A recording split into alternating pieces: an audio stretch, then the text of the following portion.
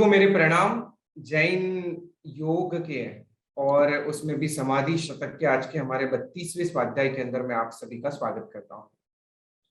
आचार्य पूज्यपाद स्वामी के महत्वपूर्ण ग्रंथ समाधि शतक से अब तक हमने बहुत कुछ जानने का प्रयास किया। पिछली कक्षा के अंदर हमने विभिन्न उदाहरणों के द्वारा, जैसे कि सांप का खुद की कीचुली को निकालना, वस्त्र बदलने पर भी आत्मा का वस्त्र की तरह ना बदले जाना, श्री कृष्ण और अर्जुन के संवाद द्वारा आत्मा और देह की भिन्नता को समझने का प्रयास किया। आज हम इसी श्रृंखला में आगे बढ़ेंगे और नई नई जानकारियां प्राप्त करेंगे जिससे हमें साधना के अंदर हेल्पफुल हो। सो मैं स्वागत करता हूं प्रोफेसर जितेंद्र वी शाह का जैन योग की इस मंच के ऊपर। जीतू भाई प्रणाम। प्रणाम। सुनाई दे रही मेरी आवाज? हाँ हाँ आ रही है जीतू भाई। ओके। पूज्यपाद देवानंदी जी विरचित समाधि शतक ग्रंथ का स्वाध्याय हम पिछले कई महीनों से करते आ रहे हैं। इसी ग्रंथ के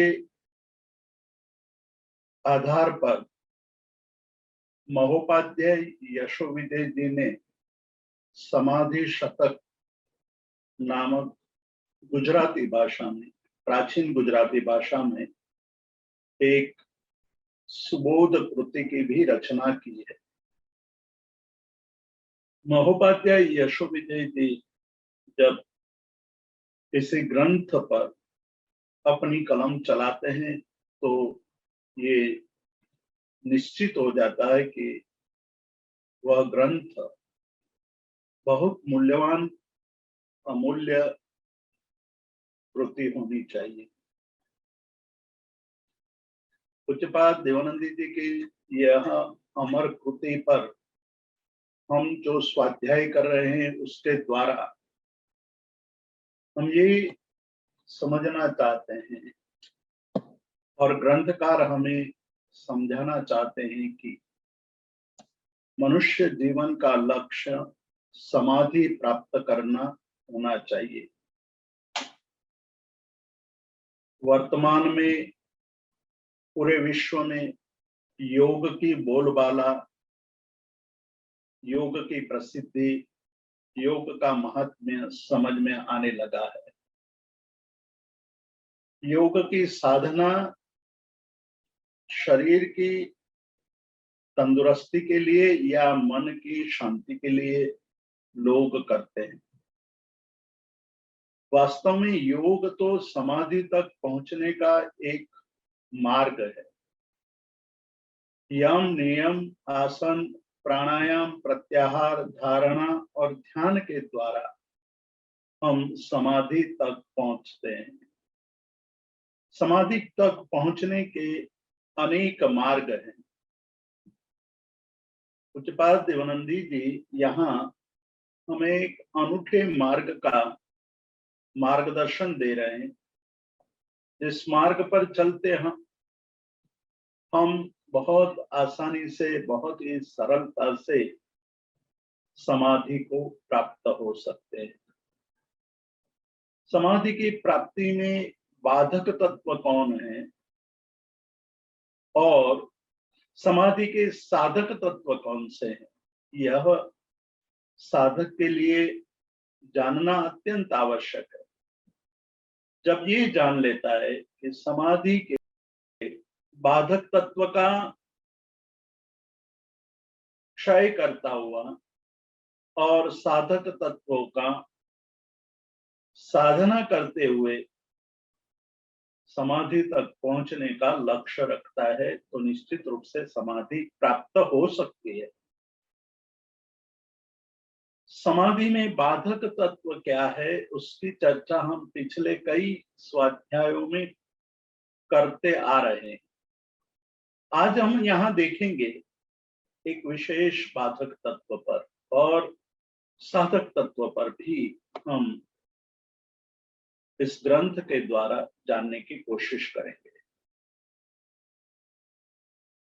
श्लोक नंबर 69 69वां श्लोक, जिसमें पूज्यपाद देवानंदी जी कहते हैं कि प्रविशत गलताम व्यूहे देहे अणुनाम समाकृतौ स्थिति भ्रांत्या प्रपद्यन्ते तम आत्मानं अबुद्धयः।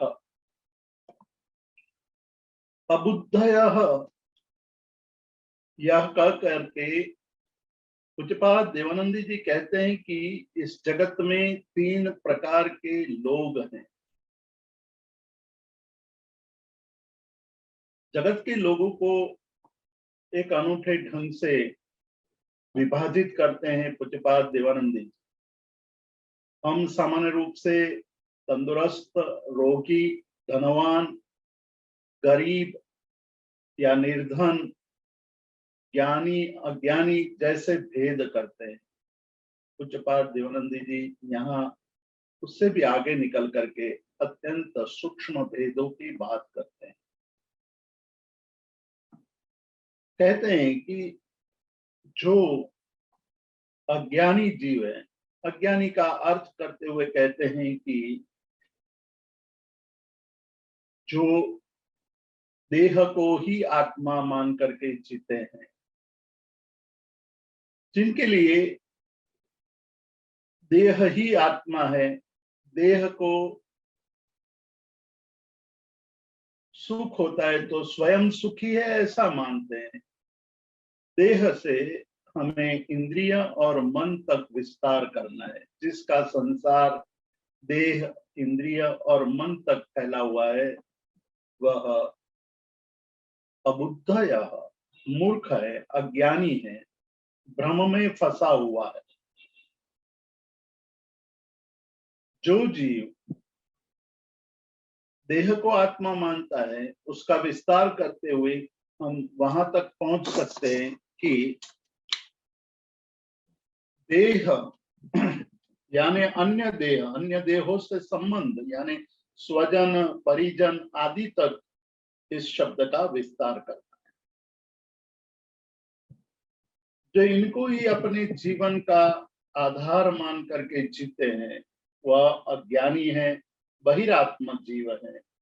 ऐसे बहिरात्म जीव प्रविशत गलताम, प्रवेश करता हुआ और बाहर निकलता हुआ, प्रविशत गलताम व्यूहे देहे अणुनाम समाकृतौ, उसका समूह देह के अंदर मतलब परमाणु का प्रवेश करना, निकलना, उसका समूह देह के अंदर दिखा जाता है और उस देह के समान आकृति वाला होने के कारण स्थिति भ्रांत्या, स्थिति की भ्रांति के कारण प्रपद्यन्ते तम आत्मानम, उसी को आत्मा मान करके जीते हैं। मतलब कि एक ही क्षेत्र में स्थित रहने के कारण जहां देह है वही आत्मा है, जहां देह नहीं है वहां आत्मा नहीं है। ऐसी स्थिति की भ्रांति के कारण, भ्रांति के कई उदाहरण हमने देखा है, देखे हैं कि भ्रम के कारण जगत में विभिन्न प्रकार के अज्ञानता, मोह आदि फैलता रहता है। यहाँ हमें देखना है कि भ्रांति के कारण स्थिति भ्रांतियां, एक ही जगह पर देह भी है और आत्मा भी है। ये समान जगह पर रहने के कारण और समान आकृति वाले होने के कारण जैन धर्म के अनुसार आत्मा के स्वरूप की बात करते हुए आत्मा के 2 प्रकार किए गए, एक बद्ध आत्मा, दूसरे मुक्त आत्मा। जो कर्म बंधनों से मुक्त हैं और सिद्ध गति को प्राप्त हैं, ऐसे आत्माओं को सिद्ध आत्मा कहते हैं। जो कहीं भी कोई भी कर्म से बद्ध नहीं है, जिनको इस संसार के जन्म मरण के चक्र से मुक्ति प्राप्त हो गई है, ऐसे मुक्त आत्मा सिद्धात्मा। दूसरे प्रकार के आत्मा जो कर्मों से बद्ध है, कर्मों के बद्ध होने के कारण भिन्न भिन्न गतियों में परिभ्रमण करता है। 4 गतियों की बात अभी कही गई है, देव गति, मनुष्य गति, तिर्यंच गति और नरक गति। कर्मों के अनुसार, कर्मों के फल के आधार पर भिन्न भिन्न गतियों में जीव अनादिकाल से भ्रमण कर रहा है। यहां कहते हैं कि देह के अंदर ही आत्मा है, जहां देह नहीं है वहां आत्मा नहीं है। इसलिए जीव को, अज्ञानी जीव को ये भ्रम हो गया है। अबुद्धयः यानी अज्ञानी जीव को, जिसको ज्ञान नहीं है, उनको ये भ्रम हो गया है कि शरीर ही आत्मा है। ये भ्रम का कारण यहाँ बताया कि एक तो स्थिति समान है, दूसरा आकार भी समान है, और आना जाना ये निरंतर लगा रहता है। इसलिए अज्ञानी जीव देह को ही आत्मा मानकर जीने लगते हैं। ये भ्रम के कारण अज्ञान के कारण भ्रम उत्पन्न हुआ, और भ्रम उत्पन्न होने के कारण ये ऐसे अज्ञानी जीव तत्व चिंतन नहीं करते हैं और ये मानने लगते हैं कि मैं गौर हूं, यानी मैं गोरा हूं, मैं स्थूल हूं, मोटा हूं, मैं कृश हूं, मैं दुबला हूं, वा अहम इति अंगे न अविशेषयन। मतलब शरीर के साथ अपनी आत्मा को जोड़ करके इस प्रकार की भावना करने लगता है, ये मानने लगता है कि मैं ऐसा हूं। किंतु जो जग जाता है, मोह का नाश हो जाता है, अज्ञान का नाश हो जाता है, ऐसे साधक शरीर और आत्मा की भिन्नता को समझने लगता है और शरीर से भिन्न हमेशा ज्ञानवान आत्मा में ही अपने को स्थिर करता है। आत्मानं धारये नित्यम केवल ज्ञप्ति विग्रहम, मतलब केवल ज्ञान रूप शरीर वाला आत्मा है, ऐसा जो मानने लगता है। ऐसा जो मानता है वो भेद ज्ञान से युक्त भ्रम में नहीं फंसता है। भ्रम उसके लिए अब कोई अज्ञान पैदा करने वाला या भ्रम के कारण न करने योग्य अकर्तव्य कार्य करने की आवश्यकता रहती नहीं है। जब तक देह और आत्मा के भेद का बोध नहीं होता है, तब तक ये बात चलती रहती है। जब आत्मा और देह की भिन्नता का बोध होने लगता है, तब आत्मा के स्वरूप को जान करके आत्मा के स्वरूप के अंदर ही लीन रहने लगता है। यहाँ पूज्यपाद देवानंदी जी अंतरात्मा जो दूसरे प्रकार के लोग हैं, जो स्थूल बातों से निकल करके सूक्ष्मता की ओर आगे बढ़ने लगते हैं, वो देह से भिन्न आत्म तत्व को जानने समझने लगते हैं और कहते हैं कि मुक्ति एकांत की तस्य चित्ते यस्य अचला धृति। अनादिकाल से संसार में परिभ्रमण करते हुए आज हम यहाँ मनुष्य गति को प्राप्त किए हुए हैं। मनुष्य गति की महत्ता को प्रत्येक धर्म के महापुरुषों ने दर्शाई है कि मनुष्य जन्म अति दुर्लभ है, अति मूल्यवान है और इसी जन्म में साधना कर सकते हैं। अन्य धर्मों, अन्य गतियों में ये संभव नहीं है। किंतु भ्रम के कारण, जो भ्रम आगे बताया गया, ऐसे भ्रम के कारण देह को ही आत्मा मान करके जीने वाले लोग इस संसार में बार बार परिभ्रमण करते हैं।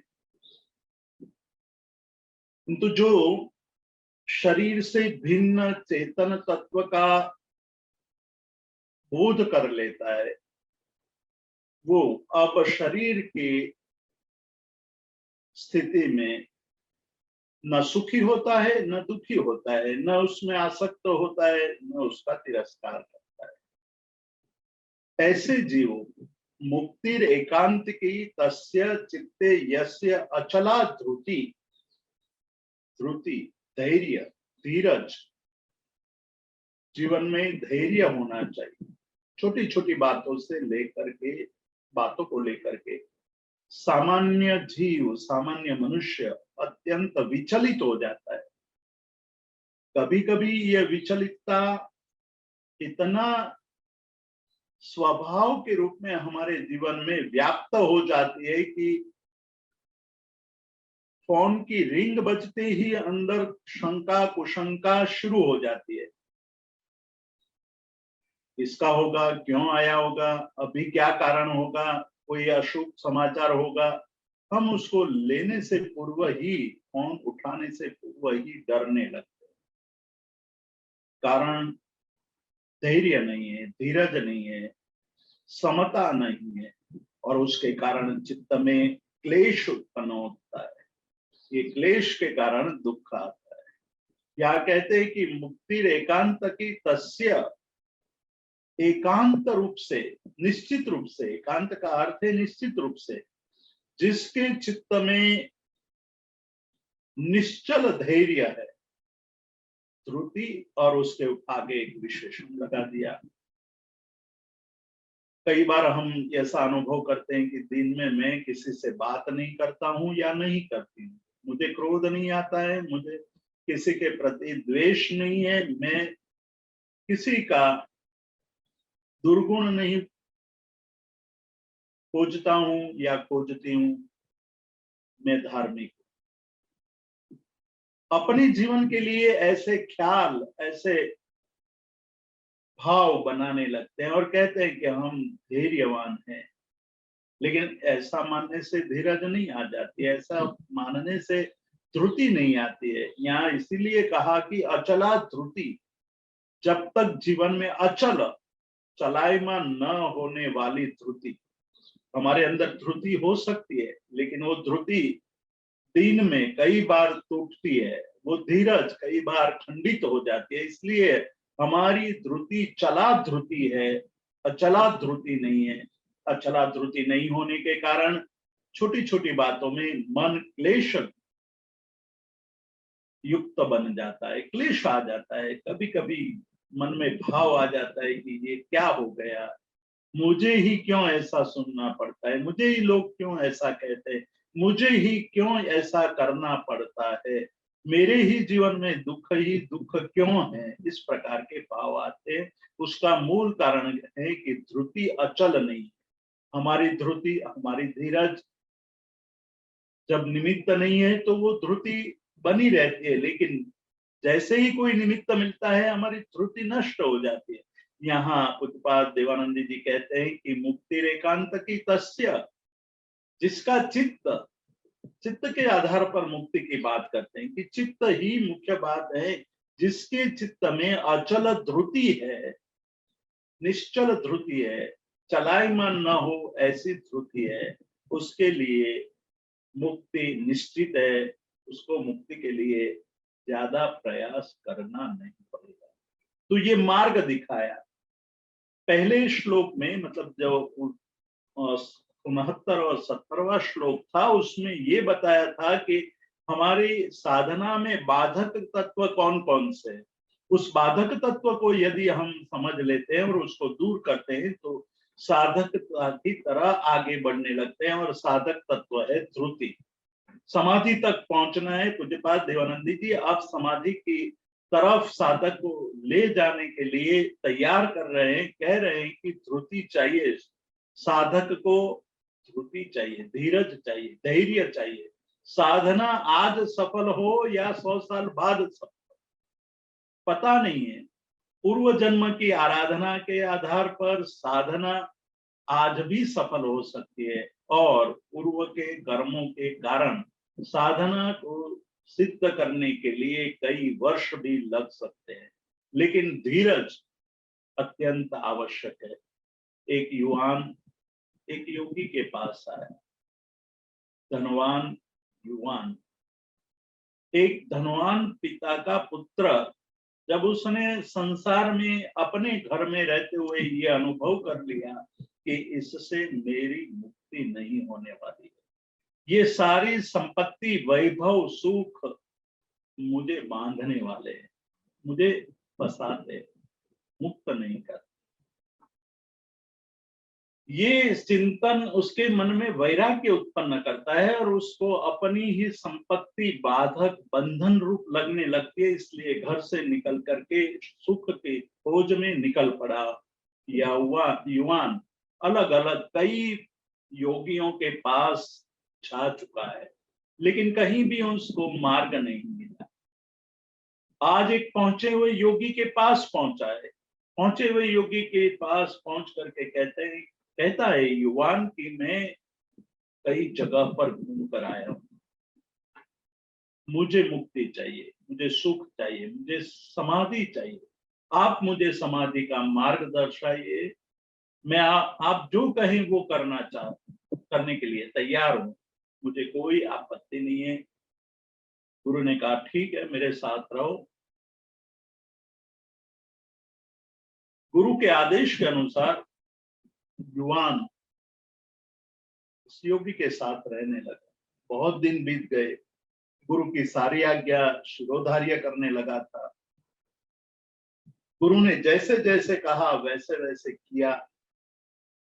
बहुत दिनों के बाद ये युवान जब गुरु के द्वारा कोई नई प्रक्रिया, कोई नया मार्ग नहीं दिखाया गया, तब वो एक बार गुरु के पास जाकर के बोलता है कि गुरुजी, अब तो मुझे सिखाओ कि कैसे समाधि लगती है, समाधि की प्राप्ति कैसे हो सकती है। गुरु ने कहा कि बेटा अभी देर है, देखते जाओ। बहुत दिन बीत गए। फिर ये युवक गुरु जी के पास विनम्र भाव से खड़ा रहकर कहता है कि गुरु जी अब तो सिखाओ। गुरु जी ने कहा कि ठीक है, तुम्हारी जो उत्सुकता है उसको देखते हुए मैं एक अंतिम परीक्षा लेने जा रहा हूं। इस परीक्षा में तुम उत्तीर्ण हो जाओगे तो तुम्हें समाधि की प्रक्रिया सिखा दूंगा। ठीक है। गुरुजी अंदर कमरे में गए। पहले के जमाने में संदेश पत्र को एक रोल में गोल लपेट करके उसको एक विशेष पात्र में रख दिया जाता था और उसको बंद कर दिया जाता था। गोल वो साधन होता था जिसमें रख करके पैक करके भेज दिया जाता था और जिसको देना होता है वहां तक पहुंचता है और उसको खोल करके अंदर लिखे हुए पत्र को, संदेश को पढ़ लेते थे। ये प्राचीन परंपरा रही। गुरु ने शिष्य को कहा कि इसमें एक संदेश लिखा है, तुम मेरे मित्र योगी है जो बगल के गांव में ही रहते हैं, वहां जाकर के ये दे आओ। शिष्य ने कहा ठीक है। वो लेकर गया और अंदर आवाज आने लगी। शिष्य सोचता है कि कौन सा ऐसा संदेश भेजा होगा कि अंदर कुछ लग रहा है, गोल गोल घूम रहा है, आवाज आ रही है। गांव के बाहर पहुंचा, जंगल का मार्ग पकड़ा। अंदर जो आवाज आ रही थी उससे उत्सुकता बढ़ती गई, उत्सुकता बढ़ती गई, बढ़ती गई। एक वृक्ष के नीचे बैठ करके सोचने लगा कि अब कोई नहीं देख रहा है, मैं एक बार खोल के देख तो लूं कि इसमें आवाज क्यों आ रही है। उसने वो खोला, खोला तो अंदर एक चूहा था। वो चूहा निकल करके भाग गया। उसने उसको पैक तो किया, बंद किया, लेकिन अंदर से चूहा निकल गया था। वो सोचने लगा कि अब मैं ये लेकर के जाऊंगा तो क्या मुंह दिखाऊंगा। मुझे ये समझ में नहीं आता है। वो वापिस अपने गुरु के पास आकर के कहता है कि गुरुजी, एक गलती हो गई है। मैंने आपने जो दिया था वो खोल करके अंदर देखा तो अंदर एक चूहा था और चूहा निकल करके भाग गया। इसीलिए मुझे समझ में नहीं आता कि मैं क्या करूं, इसलिए वापिस आया हूं। तब गुरु ने ये कहा कि बस इसलिए मैं तुम्हें विद्या नहीं सिखा रहा हूं। जब तक मन में औत्सुक्य भाव पड़ा है, धीरज नहीं है, धैर्य नहीं है, तब तक विद्या सफल नहीं हो सकती। यहाँ पूज्यपाद देवानंद जी कहते कि मुक्ति उसी को मिलती है जो अपनी साधना में धीरज धैर्य पूर्वक आगे निकलता है। धीरज रखनी पड़ती है, आज नहीं तो कल साधना सिद्ध होगी ही। ऐसा धैर्य रख करके जो साधना करता है वो साधक निश्चित रूप से मुक्ति को प्राप्त हो सकता है। उससे विपरीत दूसरी पंक्ति में पूज्यपाद देवानंद जी कहते हैं कि तस्य नैकांत की मुक्ति यस्य नास्ति अचला त्रुटि। एक ऐसे साधक को कभी भी मुक्ति नहीं मिल सकती है, नैकांत की मुक्ति। निश्चित रूप से मुक्ति नहीं मिल सकती है जिसके चित्त में अचल ध्रुति नहीं है, अचल धैर्य नहीं है। ऐसे साधक इस संसार में कुछ भी प्राप्त नहीं कर सकता है। और आज हमारा जीवन, आप एक बार जीवन की सारी प्रक्रियाओं को एक कॉपी में लिखिए। शाम को सोने से पहले, रात में सोने से पहले दिवस की सारी प्रक्रियाओं को लिखिए, सारी घटनाओं को लिखिए, सारे विचारों को लिखिए, तो आपको पता चलेगा कि हमारा चित्त कितना चंचल है और कितनी जात जात की प्रक्रिया से गुजरता है। उसमें मंदिर में जाते हैं तो धार्मिक बन जाते हैं, और ऑफिस में बैठते हैं तो व्यापारी बन करके झूठ के कार्य में भी लग जाते हैं। सिनेमा गृह में या टीवी के स्क्रीन के सामने होते हैं तो पुनः मनोरंजन करने लगते हैं, और उसी दिन किसी के चौथे में जाते हैं या किसी के बैसने में जाते हैं तो वह लोगों को सांत्वना भी देने लगते हैं और कहने भी लगते हैं कि ये संसार कैसा विचित्र है, कल तक तो हमसे बात करते थे, हंसते थे, बोलते थे, आज वो चल बसे। एक ही दिन के सारे कार्य होते हैं। ऐसे कार्यों को देखते हुए धीरज हमारे अंदर हमेशा बनी नहीं रहती है। धैर्य नहीं होने के कारण, धीरज नहीं होने के कारण, उत्सुकता होने के कारण हमारे अंदर साधना पनपती नहीं है। साधना के लिए जो आवश्यक एक स्थिति चाहिए वो स्थिति का निर्माण भी नहीं होता है। इसलिए कहते हैं तस्य नैकांत की मुक्ति यस्य नास्ति अचला त्रुटि। 72वें श्लोक में कहते हैं अब क्या करना है, त्रुटि नहीं रहती है तो क्या करना चाहिए, इस प्रकार से धीरज को साधना चाहिए, धैर्य की तरह प्राप्त करना चाहिए। मुक्ति हमें प्रिय है, मुक्त होना है। संसार के बंधनों से दुखी है, संसार के बंधन हमें पीड़ा दे रहे, क्लेश दे रहे, पद पद पर हमें पीड़ा दे रहे हैं। इसलिए उससे मुक्त होने की हमारी कांक्षा निरंतर बनी हुई है, तथापि हम उस मुक्ति को प्राप्त नहीं हो रहे हैं, उस मार्ग पर चल नहीं पाते हैं। तो उसका क्या रास्ता, क्या उसके लिए करना चाहिए, उसकी बात करते हैं। जनेभ्यो वाक, बहुत ही महत्वपूर्ण बात कर रहे हैं पूज्यपाद देवानंद जी। कहते हैं कि जनेभ्यो वाक, लोगों के साथ जितना आप संपर्क बनाएंगे उतनी ही बातें करनी पड़ेगी। आप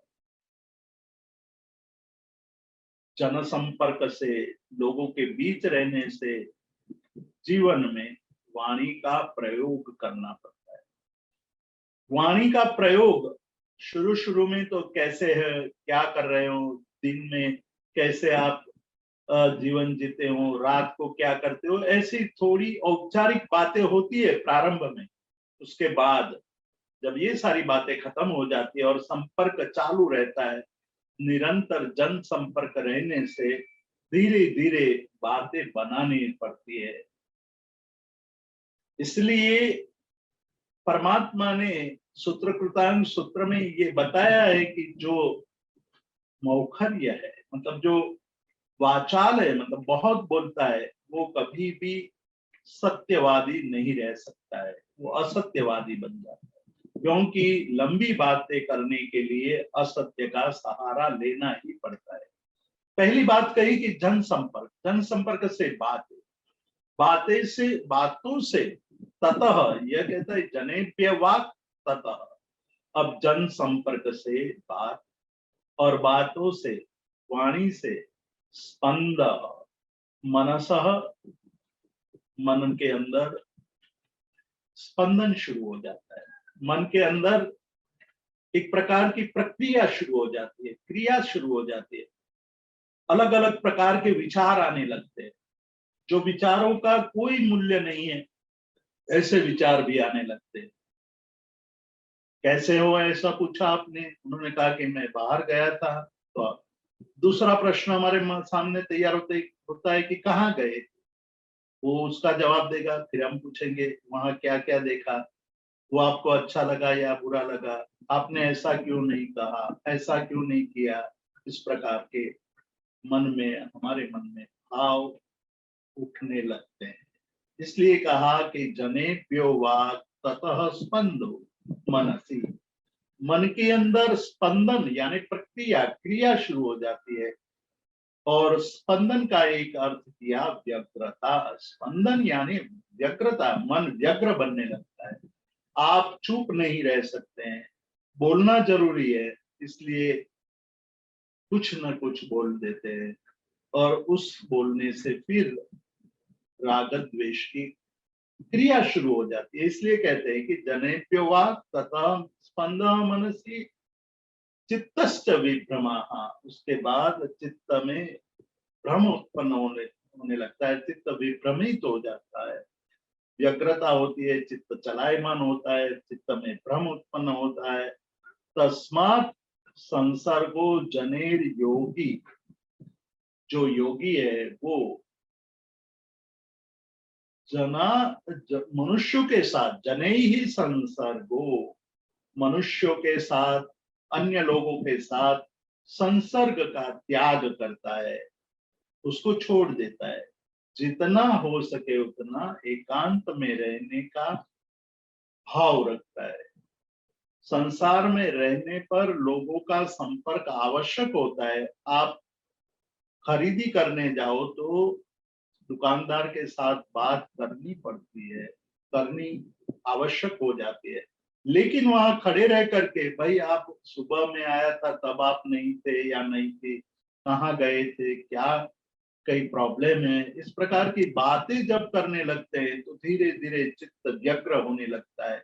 यहाँ वही बात कही है जो बात श्री कृष्ण अर्जुन को समझाते हैं कि ध्यायतो विषयान पुंसः संगातेषु जायते, संगात संजायते कामः, कामः क्रोधो भी जायते, क्रोधात् भवति सम्मोह, सम्मोहात् स्मृति विभ्रम, स्मृति भ्रंशात् बुद्धिनाश, बुद्धिनाशात् प्रणश्यति। ध्यायतो विषयान पुंसः, एक ध्यान करने से, एक विचारों का संपर्क करने से, यहाँ मन में जिस प्रकार से स्पंदन शुरू होता है, वहां कहते हैं कि ध्यायतो विषयान पुंसः, विषयों का ध्यान करने से अंत में विनाश होता है। ध्यायतो विषयान पुंसः संगास्तेषु उपजायते, संग करने का मन होता है। आप जब काउंटर पर जो पुरुष या स्त्री है उसके साथ बात करने लगते हैं तो अंत में कहते हैं कि आप मेरे घर आइए, आप मेरे घर आइए। इससे संबंध बनता है, संबंध से फिर एक दूसरे की बातों में चित्त गहराई में जाने लगता है, फिर उनकी बातों से हमें दुख और प्यार होने लगता है, फिर पीड़ा होने लगती है, फिर वो विदेश जाता है, अपने घर जाता है, तो उस समय फिर हमें पीड़ा होती है या आनंद होता है, जो भी। ये सारा संसर्ग से उत्पन्न होता है, और संसर्ग हमारे जीवन को भ्रमित करता है, जीवन की शांति को नष्ट करता है, धैर्य को नष्ट करता है। इसलिए कहते हैं कि तस्माद योगी, उसी कारण योगी पुरुष संसर्ग जनै ही संसर्गो त्यजेत, उसको छोड़ देना चाहिए। जितना हो सके उतना एकांत में रहने का अभ्यास करना चाहिए, और एकांत में रहते हुए असंग होने का अभ्यास करना। असंग का मतलब है धीरे धीरे धीरे सभी चीजों का भी संग छोड़ते जाना है। इस प्रकार की प्रवृत्ति से, असंग भाव से, असंग की वृत्ति से जीवन में शांति और सुख का अनुभव होने लगता है। तो यहाँ जो बात कही है, साधक के लिए साधना में गहराई में जाने के लिए आवश्यक बातों को छोड़ करके बाकी सभी बातों का नाश करने की या दूर कर देने की बात करते हैं। ग्रामो अरण्यम इति द्वेधा निवासो अनात्मदर्शिनाम द्रष्टात्मनाम निवासस्तु विविक्तात्मैव निश्चलः। बहुत ही सुंदर बात कर रहे हैं कि आपके मन में भाव आता है कि मैं शहर में रहता हूं और मैं गांव में रहता हूं, मैं पर्वत पर गया था, मतलब हिल स्टेशन पर छुट्टी बिताने चला गया था, या मैं जंगल में गया था। ऐसा किसके मन में भाव पैदा होते हैं? ऐसे भाव अनात्मदर्शी नाम, जिन्होंने अपनी आत्मा का अनुभूति नहीं की है, जिसने अपने आत्मा को जाना नहीं है, देखा नहीं है, उसके लिए ग्राम और अरण्य, गांव और जंगल ये भिन्न भिन्न है।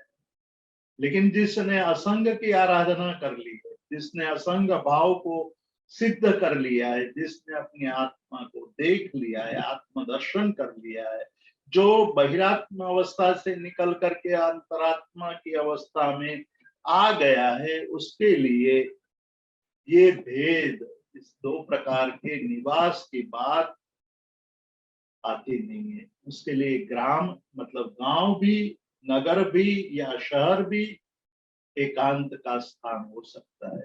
आगे बताया था, आगे बहुत सुंदर बात कही थी।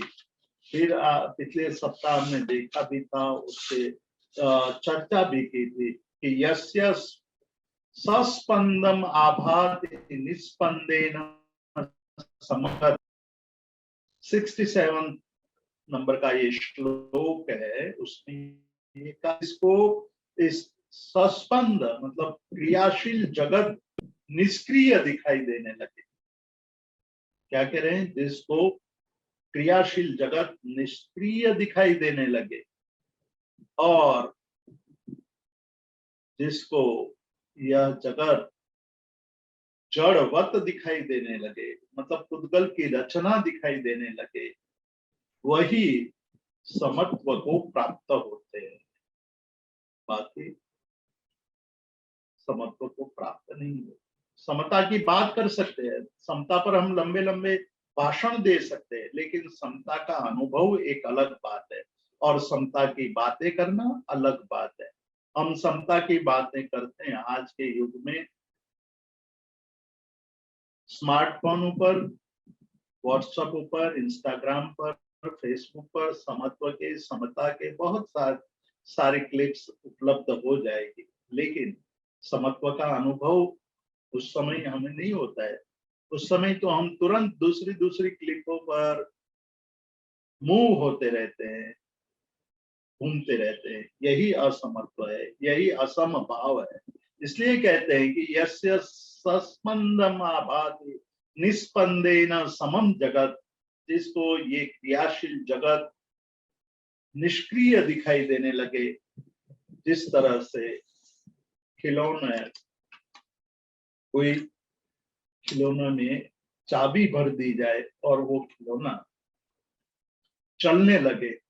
जब तक चाबी भरी हुई है तब तक उस खिलौना भागता रहता है, लेकिन जैसे ही चाबी उसकी खत्म हो जाती है उसकी गति अटक जाती है। मूलतः तो वो निष्क्रिय ही है, लेकिन बाह्य प्रक्रिया से उसमें क्रिया होती हुई दिखाई देती है। यानी पुरुष उसको देख करके कभी भी लुप्त नहीं होते। बच्चे लुप्त हो जाते हैं क्योंकि बच्चों में इतना विवेक नहीं है, इतनी बुद्धि नहीं है, इतना ज्ञान नहीं है। इसलिए यहाँ कहते हैं कि जो व्यक्ति ये समझ लेता है कि ये जो कुछ है ये सारा संसार निष्क्रिय है, काष्ठ और पाषाण जैसा है और क्रिया से रहित है, विषय भोगों से रहित, ऐसा जब समझने लगता है तब उसको समत्व की प्राप्ति होती है। उसी बात को विस्तार करते हुए कहते हैं कि जब इस प्रकार का समत्व भाव पैदा हो जाता है तो उसके लिए गांव में रहना या जंगल में रहना, पहली मंजिल पर रहना या 100वीं मंजिल पर रहना एक समान है। ये भाव तो किसको पैदा होता है? तो कहते हैं कि जिसके मन में आत्मदर्शन नहीं, जिसने आत्मदर्शन नहीं किया है, जो आत्मदर्शी नहीं है, उसके लिए ये भाव पैदा होता है, उसके मन में ये भाव होता है। आत्म स्वरूप का अनुभव हो जाने के पश्चात आत्मदशा में लीन रहने के कारण बाह्य जगत से उसका कोई नाता नहीं रहता है। बाह्य जगत के लिए अब वो अलग हो चुका है। इसलिए कहते हैं कि ग्रामो अरण्यम इति द्वेधा निवासो अनात्मदर्शिनाम, जिन्होंने आत्मदर्शन नहीं किया है उसके लिए ये भेद होता है। दृष्टात्मानां निवासस्तु विविक्तात्मैव निश्चल, जो जिन्होंने देख लिया है, अपने आप को देख लिया है, अपने अंतस्थल तक पहुंच गया है, अंतरात्मा तक पहुंच गया है, उसके लिए तो आत्मा ही उसका निवास स्थान है, उसको कोई विचलित नहीं कर सकता है। विविक्तात्मैव मतलब इन सबसे भिन्न, जड़ या बुद्धलात्मक या निष्क्रिय या अप्राज्ञ आदि से मुक्त, ज्ञान दर्शन चारित्र तप उपयोगात्मक जो आत्मा है वही उसका निवास स्थान होता है, वही वो निश्चल रहता है। ऐसे जीवों के लिए जगत के कोई भी स्थान पर, कोई भी जगह पर उसको कोई फर्क नहीं पड़ता है। उसका चित्त हमेशा शांत रहता है, उसके चित्त में शांति समता के भाव निरंतर बहते रहते हैं।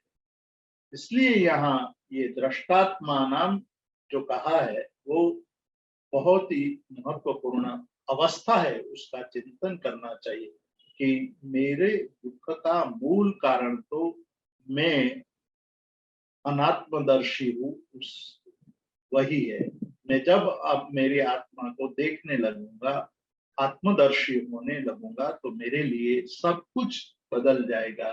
मेरे लिए ये संसार, मैं कहीं भी रहूं, कैसी भी स्थिति में रहूं, कुछ भी करूं, कोई फर्क नहीं पड़ता है।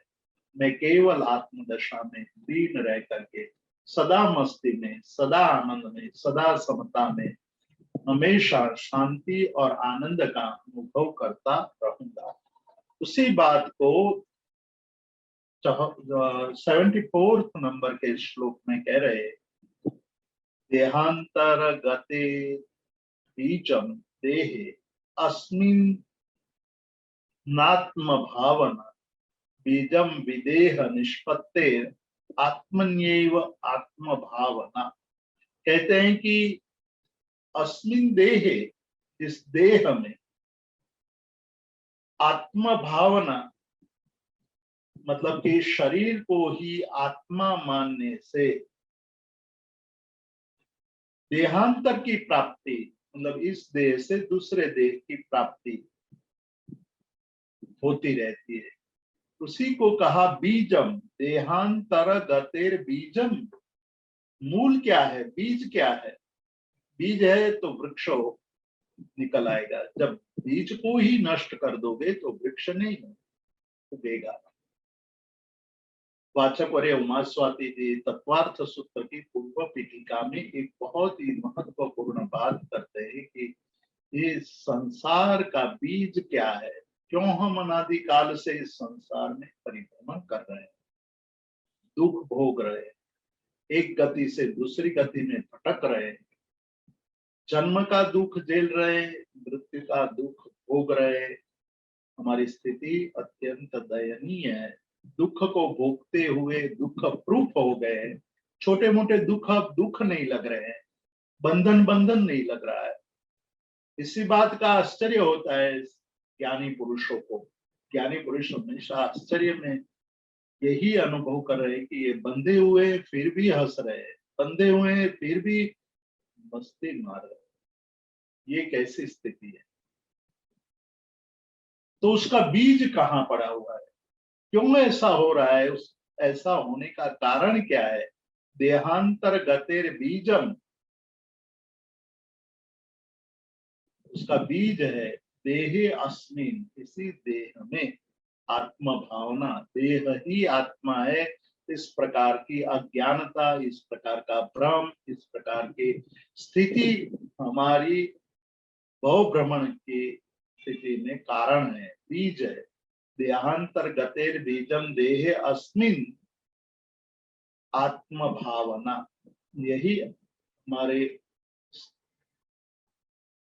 भव भव भटकने की स्थिति का कारण है। किंतु बीजम विदेह निष्पत्तिर आत्मन्येव आत्म भावना। विदेह की निष्पत्ति मतलब देह से मुक्त होने के लिए क्या करना चाहिए, कैसे हम देह से मुक्त हो सकते हैं, कैसे हम इनसे मुक्ति पा सकते हैं, उसका बीज क्या है? तो कहते हैं कि बहुत सरल बात है, बहुत ही सीधी बात है कि आत्मन्येव आत्म भावना। देह में आत्म भावना नहीं करनी चाहिए, आत्मा में ही आत्म भावना करनी चाहिए। देह को छोड़ करके देह के अंदर रहे हुए चैतन्य तत्व में हमारी आत्म भावना जब प्रकट हो जाती है तो विदेह की निष्पत्ति यानी संसार परिभ्रमण की समाप्ति, दुख की समाप्ति, बंधनों की समाप्ति केवल एक ही बात में पड़ी हुई है, और वो है आत्मन्येव आत्म भावना। आत्मा में ही आत्म भावना, चेतन तत्व में ही निरंतर लीनता, यही हमारे जीवन को मुक्ति दिलाने वाला सबसे बड़ा भाव है और हमारे जीवन को सुख दिलाने वाला भाव है। आज के स्वाध्याय को हम यही समाप्त करेंगे। कोई प्रश्न हो तो आप मैं अभी नील भाई को माइक सौंपता हूँ और आगे का कार्यक्रम का संचालन करेंगे।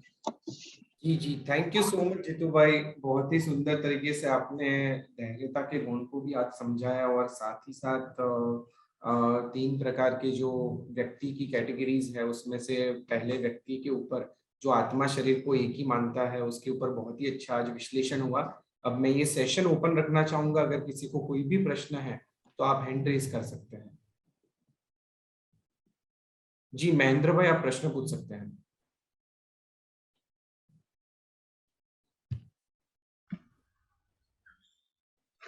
प्रणाम जितेंद्र भाई। हाँ प्रणाम। आपने जो बताया कि ज्यादा जनसंपर्क से मन के अंदर स्पंदन और व्यग्रता होती है, जनसंपर्क से व्यग्रता बहुत लोगों को मिलने से होती है कि क्या है? महेंद्र भाई, सबसे हमारी अनुभव की बात है, बहुत हमने अनुभव भी किया है कि जितना जनसंपर्क हम बढ़ाते हैं उतनी ही मन में विचारों की परंपरा चालू है। जनसंपर्क बढ़ने से वो कहाँ होंगे, कैसे होंगे, सुखी होंगे, दुखी होंगे, वहां पानी बरस रहा है, वो तो छाता ले नहीं गए हैं, पानी में भीग जाएंगे तो घर आएंगे तो जुकाम लग जाएगा, जुकाम लगेगा तो फिर बुखार आएगा, बुखार लगेगा तो फिर बच्चों को भी उसके इन्फेक्शन हो सकता है, बच्चे बीमार हो जाएंगे, उसके लिए दवाई लानी पड़ेगी। दवाई तो है नहीं तो क्या करूं, सुबह होते ही मैं स्टोर में जाऊंगा, स्टोर में जाकर के दवाई ले आऊंगा। अब वो अभी तो यहाँ ठंडी शुरू नहीं हुई है, तो वो दवाई होगी या नहीं होगी, नहीं होगी तो मैं उसको ऑर्डर करूंगा तो कब आएगी, आएगी तो वो इतने प्रमाण में आएगी या नहीं आएगी, तब इसको जब दवा आएगी तब उसको जुकाम रहा होगा या नहीं रहा होगा, नहीं रहा होगा तो क्या हुआ होगा, तो वो दवाई फिर एक्सपायर डेट वाली होगी तो क्या होगा, वो तो खत्म हो जाएगी, तो मेरे पैसे बेकार हो जाएंगे, पैसे बेकार हो गए तो मैं मतलब व्यर्थ ही दुखी हो जाऊंगा। ये सारे विचार एक के बाद एक के बाद एक विचार, और विचार से पीड़ा, क्लेश, दुख, हताशा, सुख भी होता है कि भाई ये सुख, पर ये सारे आरोपित है, वास्तविक नहीं है, इसी को समझना है कि संपर्क ही नहीं किया होता तो ये सारे विचार ही नहीं है, सारे विचार नहीं आते तो कोई पीड़ा नहीं होती, क्लेश नहीं होता, और क्लेश नहीं होता तो आत्मा में आश्रित होने की स्थिति और मजबूत हो जाती। जी जी जी, तो भाई महेंद्र भाई आप कुछ कहना चाहते हैं? બહુ સરસ આપણે સમજણ આપી. તો કૃપાળુદેવે એક પત્રમાં લખ્યું છે કે જાજાનો પરિચય करवो नहीं, तो આ સંદર્ભમાં જ હશે એમ માનું છું. हाँ बराबर है, आप जो कह रहे हैं हाँ जी. वही है, इसी संदर्भ में ये कहा है। और संपर्क जहां से आपको आत्मदशा की प्राप्ति हो, वैसे संपर्क या सत्संग जिसको कहा है, से सत्संग की छूट दी है, लेकिन जनसंपर्क जो आत्मदशा के स्थिति में पहुंचे ही नहीं है, उसके साथ रहने से, उसका संपर्क से हमारे अंदर मूर्खता ही बढ़ती है, हमारे अंदर क्लेश ही बढ़ता है और दुख ही होता है। इसलिए जनसंपर्क आवश्यक, जनसंपर्क को छोड़ करके बाकी सभी जनसंपर्क का त्याग करने का था, और आवश्यक जनसंपर्क में भी जितनी आवश्यकता है उतना ही व्यवहार, उससे ज्यादा व्यवहार करने की आवश्यकता पर संयम रखने की बात की है।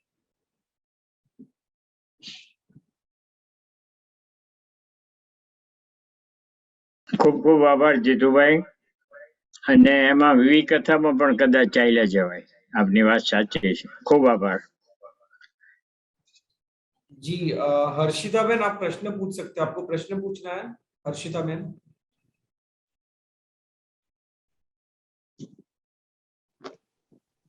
थैंक यू जी। प्रणाम जीतू भाई। हाँ जी प्रणाम। आपने धृति की बात की, तो धृति मीन्स धीरज है, तो किस बारे में धीरज रखना चाहिए? कोई भी चीज में एक बार धीरज आती है तो उसका प्रभाव पूरे जीवन पर पड़ता है। सभी चीजों में धीरज, धैर्य रखना, और साधना में विशेष रूप से, क्योंकि साधना का प्रारंभ जब हम करते हैं तो कोई ना कोई उद्देश्य लेकर के साधना का प्रारंभ होता है, किंतु साधना की जो शुरुआत होती है वो तुरंत सिद्धिदायक नहीं होती है। जब सिद्धि प्राप्त करने में विलंब होता है तो धीरे धीरे हमारा उत्साह कम होने लगता है, और उत्साह कम होने के कारण हम साधना भी धीरे धीरे कम करने लगते हैं।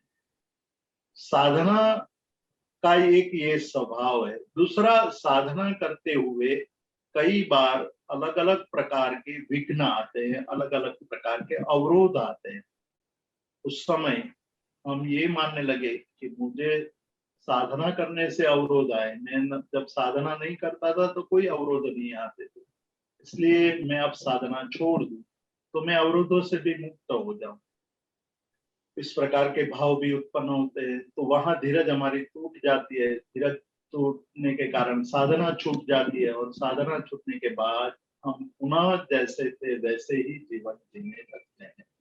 तो धीरज का मतलब, धैर्य का मतलब जो हमने स्वीकार किया है, उस स्वीकार किए हुए मार्ग पर निरंतर किसी भी प्रकार के अवरोध को, किसी भी प्रकार के विक्षिप्तता को छोड़ करके निरंतर उत्साहपूर्वक आगे बढ़ते रहना।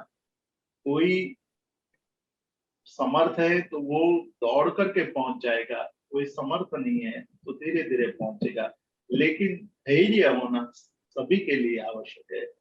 जो समर्थ हैं वो भी धीरज को छोड़ करके अन्य कार्यों में लग जाए कि मैं धैर्य में लास्ट में सबको जो करना है कर ले, मैं तो अंत में जा करके कार्य कर लूंगा, तो वो भी हारता है। क्योंकि धीरज न होने के कारण, धैर्य न होने के कारण अन्य दिशा में चला जाता है, और अन्य दिशा में चले जाने के कारण साध्य को भूल करके अन्य बातों को पकड़ लेता है। तो साधना के लिए धैर्य, धीरज अत्यंत आवश्यक है। और एक जगह पर धीरज आप जब प्राप्त कर लेते हो तो उसका प्रभाव अन्य कार्यों पर ही पड़ता है। जब आप एक साधना में धैर्य प्राप्त कर लेते हैं तो जीवन के अन्य कार्यों में अवरोध आते हैं, तो आपके मन में भाव आने लगते हैं कि ठीक है, ये भी बीत जाएगा, ये भी नष्ट हो जाएगा, मैं क्यों विचलित हूँ। ये जब निरंतर नहीं रहना है, जिस प्रकार से सूर्य डूबता है तो ये पता है कि कल सुबह उगने वाला है, इसलिए हम शोक नहीं करते। कल ये रात बीत जाएगी, कल सूरज फिर से निकलेगा, ये निश्चित है, ऐसा हम समझते हैं, इसलिए हमें दुख नहीं होता है। उसी तरह जब दुख के अवसर पर हम ये मानने लगे कि ये भी बीत जाएगा, तो हमारी धीरज टूटती नहीं है, धैर्य पूर्वक हम कार्य करने लगते हैं। तो यही बात साधना के लिए अत्यंत आवश्यक मानी गई है।